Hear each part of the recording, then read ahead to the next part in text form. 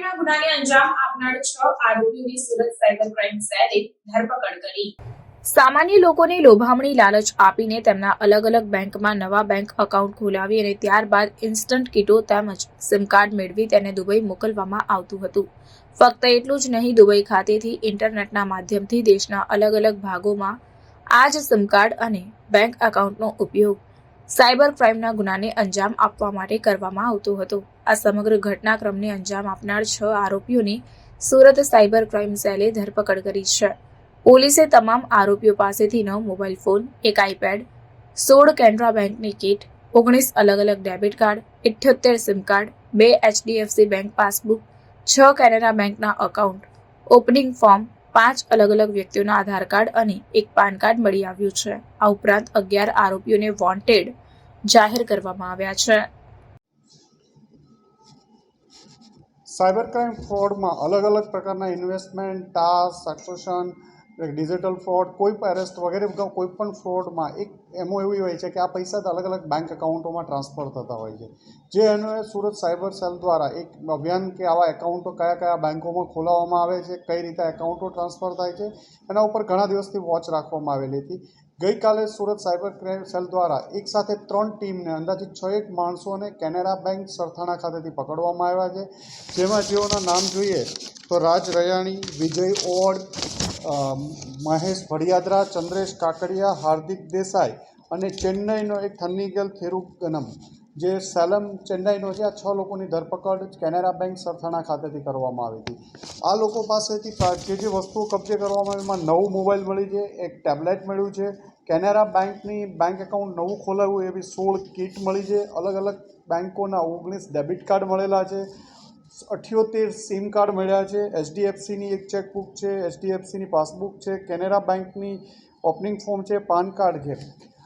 આ લોકો જે જરૂરિયાતમંદ માણસો હોય એવાના બેંક એકાઉન્ટ ખોલાવી અને આ અલગ અલગ એકાઉન્ટો આ અલગ અલગ માધ્યમો મારફતે ટેલિગ્રામ છે, વોટ્સએપ છે કે ઇન્સ્ટાગ્રામ છે, આ મારફતે આ લોકો એકાઉન્ટો વેચતા હોય છે લઈને અને આ એકાઉન્ટોનો સાયબર ક્રાઇમના અલગ અલગ જગ્યાએ ફ્રોડ થતો હોય છે અને મેક્ઝિમમ એકાઉન્ટો આ લોકો ઇન્ડિયા બહાર મોકલી આપતા હોય છે। સાથે એ જ નંબર ઉપર એક પ્રી એક્ટિવેટ સિમ કરાવી દે છે, એ એકાઉન્ટ સાથે એને લિંક કરાવી દે છે, પછી એની એકાઉન્ટની પાસબુક કે ડેબિટ કાર્ડ જે ઇન્ટરનેશનલ ઓપરેટ થઈ શકે એવા ડેબિટ કાર્ડ ખોલવામાં આવે છે અને બહારના રાજ્યોમાંથી અને બહારના દેશોમાંથી આ ઓપરેટ કરવામાં આવે છે।